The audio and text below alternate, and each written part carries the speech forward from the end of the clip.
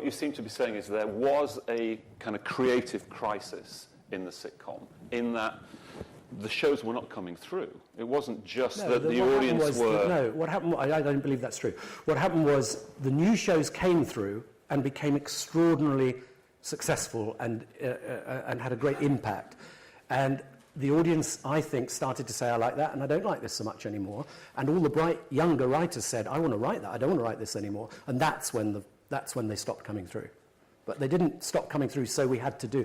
I tell you, the Royal Family, which is one of the critical moments, Geoffrey and I, it's a well-known fact, Geoffrey Perkins and I were at the Beeb at the time, we had massive rows with Caroline.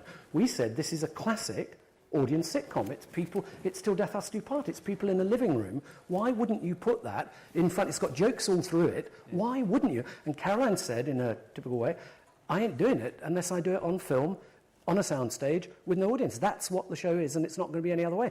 Geoffrey and I argued till we were blue in the face and saw the pilot, thinking, and then we'll tell her. And, of course, we saw the pilot and said, you know what, she's a genius and we're mugs, and let's do it like that.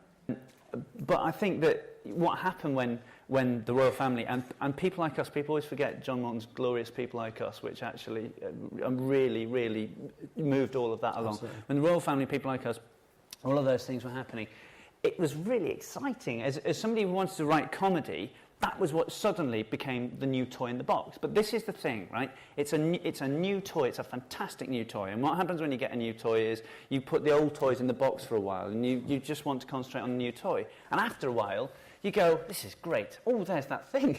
And you take the other toy out of the box and you start to play with that. And what you've got then is two toys, which is fantastic. So now, as a writer, you're able to say, well, what do I want to write? What's the kind of comedy, what's the style of comedy that I want to write? Do I want to write something? But the reality is that even 10, 12 years ago, there were a dozen sitcoms on British television pretty much every week. That's no longer the case. So something's happened, hasn't it? Something's happened that one of the most popular forms of television in Britain it's not disappeared completely, but is now an endangered species. Yes, but if you read the Radio Times for tomorrow, in fact, if you read the Radio Times for this weekend, you will count on television in the next 48 hours 15, 20 sitcoms. And obviously most of those are repeats.